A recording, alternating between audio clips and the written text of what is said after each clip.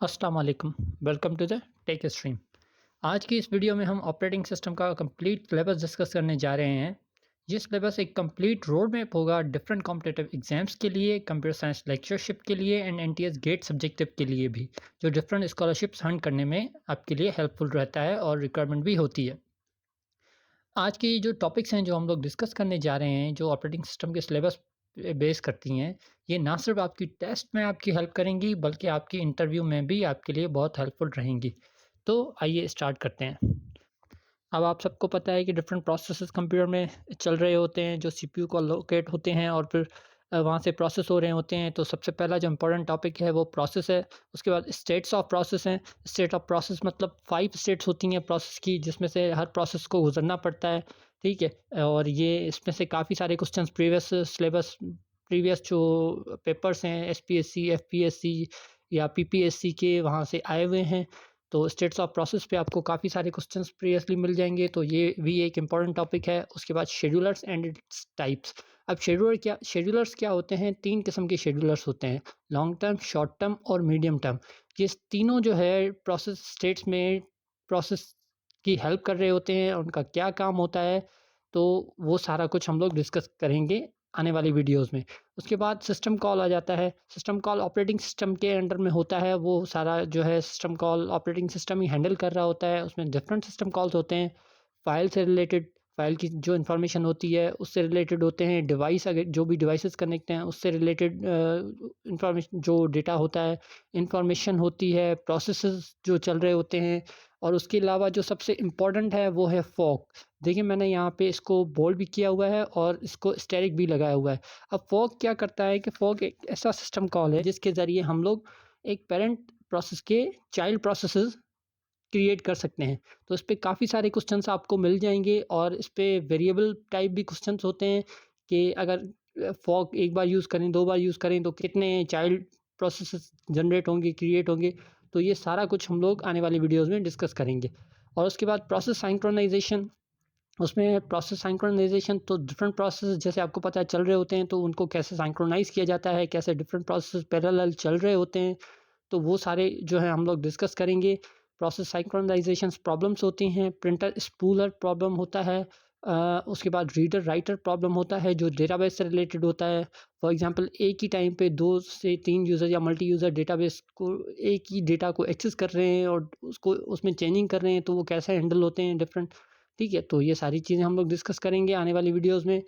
उसके बाद CPU scheduling algorithms, देखिए ये भी one of the most important topic है, क्योंकि डिफरेंट मल्टीटास्किंग और मल्टी प्रोग्रामिंग जो हमारे पास विंडोज़ हैं, तो जो मल्टीपल प्रोसेसेस चल रहे होते हैं, तो उनमें फॉर एग्जांपल अगर एक प्रोसेस है 1 एमबी का, एक प्रॉब्लम है 10 एमबी का, तो सबसे पहले किसको जो है प्रोसेस करना है, किसको सर्विसेज सीपीयू दे, किसको पहले दे, किसको बाद में सर्विसेज दे, तो ये सारी चीज़ें भी डिस्कस हम लोग करेंगे। उसमें ये कुछ एल्गोरिदम्स होते हैं, first come first serve, shortest job first, round robin, different algorithms होते हैं। इस पे भी हम लोग वेरिएबल्स पे हम लोग जैसे प्रॉब्लम होते हैं, बिल्कुल रियल लाइफ की तरह, जैसे अगर 4 प्रोसेसेस आ गए, उनका क्या जो है प्रोसेस टाइम है, कितनी उनको मेमोरी एलोकेट होगी, तो ये सारा कुछ हम लोग डिस्कस करेंगे।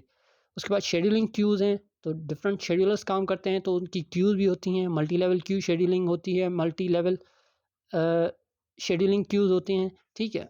उसके बाद सिंक्रोनाइज़ेशन मैकेनिज़्म आ जाता है। Synchronisation mechanism one of the most important topic है। तो इसमें क्या होता है कि इसमें 4 जो है इसकी स्टेट्स होती हैं, ठीक है, कंडीशंस होती हैं। वो कौन-कौन सी होती हैं? ये जो मोस्ट इम्पॉर्टेंट होती हैं, जिसमें से आपको काफ़ी सारे क्वेश्चंस मिल जाएँगे प्रीवियस पेपर्स में। उसमें म्यूचुअल एक्सक्लूजन होती है, प्रोग्रेस होती है, बाउंडेड वेट होता है और नो असम्पशन। तो ये 4 जो हैं इसकी कंडीशंस हैं, इसको स्टेट्स भी कह सकते हैं, कंडीशंस भी, जो हमारे जिससे रिलेटेड काफ़ी सारे क्वेश्चंस आए हुए हैं। और अगर आप इनमें इनको कहीं से भी रीड करना चाहते हैं, जब तक मैं वीडियोज़ अपलोड करूँ, तो आप कहीं से भी रीड कर सकते हैं, ये आपको बहुत हेल्पफुल रहेंगे। उसके बाद डिस्क शेड्यूलिंग एल्गोरिदम्स होते हैं। हमारे पास जो डेटा रीड और राइट होती है वो डिस्क से होती है, तो उसमें भी कुछ इंपॉर्टेंट एल्गोरिदम्स होते हैं। फर्स्ट कम फर्स्ट सर्व है, शॉर्टेस्ट सीक टाइम फर्स्ट है, उसके बाद सी लुक है, सी लुक है, स्कैन है, सी स्कैन है। तो ये डिफरेंट एल्गोरिदम्स हैं जो आपके लिए बहुत इंपॉर्टेंट हैं, ठीक है। उसके बाद सीमाफोर है, तो सीमाफोर भी one of the important topic है, क्योंकि ये काफ़ी सारी जो प्रॉब्लम्स हैं उनको सॉल्व करने में हमारी मदद करता है। जो डिफरेंट हमारे पास प्रॉब्लम्स हैं, जिनमें एक है डाइनिंग फिलोसोफर प्रॉब्लम, ठीक है, तो वो सीमाफोर के ज़रिए जो है सॉल्व होता है। सीमाफोर क्या है, ये हम लोग आने वाली वीडियोज़ में डिस्कस करेंगे। अभी के लिए आपको इतना जानना पड़ेगा कि ये one of the most important topic है, ठीक है। तो उसके बाद डेडलॉक आता है। डेडलॉक जो है मोस्ट मोस्ट इम्पॉर्टेंट टॉपिक है। इसमें जो है आपको इतने सारे क्वेश्चंस मिल जाएंगे डेडलॉक पे, और ये मोस्टली इंटरव्यूज़ में भी पूछा जाता है कि डेडलॉक क्या है। उसकी 4 कंडीशंस होती हैं। अगर वो 4 कंडीशंस ट्रू हो जाएँ तो डेडलॉक अकर हो जाता है। वो कौन-सी कंडीशंस होती हैं? उसके अलावा मेथड्स टू हैंडल डेडलॉक, कौन-कौन से डेडलॉक हैंडल करने के लिए मेथड्स होते हैं, जिसमें डेडलॉक इग्नोरेंस भी है, डेडलॉक अवॉइडेंस भी है, डेडलॉक प्रिवेंशन भी है, डेडलॉक डिटेक्शन एंड रिकवरी भी है। तो ये one of the most most important topic है। इसको ज़रूर रीड कीजिएगा। आपको प्रीवियस जो पेपर्स हैं, उनमें बहुत सारे क्वेश्चंस डेडलॉक से रिलेटेड मिल जाएँगे। उसके बाद रिसोर्स एलोकेशन ग्राफ आ जाता है, आरएजी। इसमें कुछ इसके शेप्स होते हैं। आरएजी में कैसे प्रोसेस एलोकेट किया जाता है, कैसे प्रोसेस को जो है रिसोर्सेज एलोकेट किए जाते हैं, रिसोर्सेज कैसे प्रोसेसेस को एलोकेट किए जाते हैं, वो सारी चीज़ें जो है पैरेलल कैसे चल रहे होते हैं, वो सारी चीज़ें हम लोग डिस्कस करेंगे। ये भी एक इम्पॉर्टेंट टॉपिक है। उसके बाद algorithms for deadlock. Bankers algorithm जो है एक एल्गोरिथम है डेडलॉक के लिए, जो मोस्टली यूज़ होता है। इसमें से बहुत सारे क्वेश्चंस आ सकते हैं। मेमोरी मैनेजमेंट टेक्निक्स हैं, मेमोरी को कैसे मैनेज किया जाता है, उसमें इंटरनल एक्सटर्नल फ्रेगमेंटेशन होती है। ये सारी चीज़ें हम लोग मेमोरी मैनेजमेंट टेक्निक्स में मतलब डिस्कस करेंगे। उसके बाद एल्गोरिथम्स ऑफ मेमोरी मैनेजमेंट।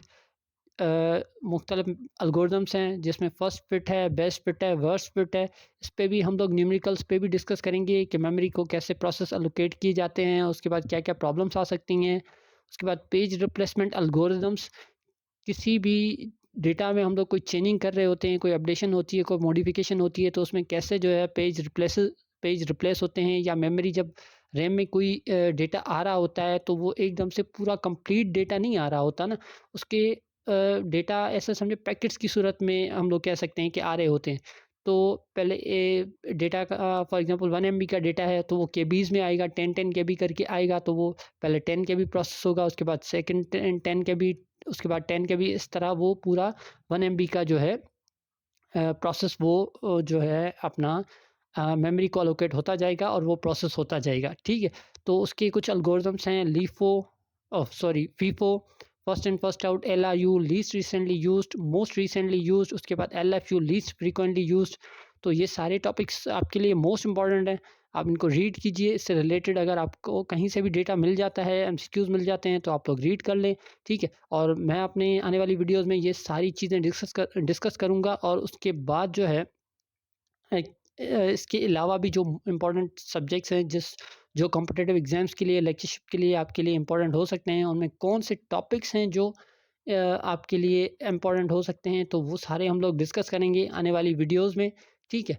तो फ़िलहाल के लिए इतना ही। Thank you so much.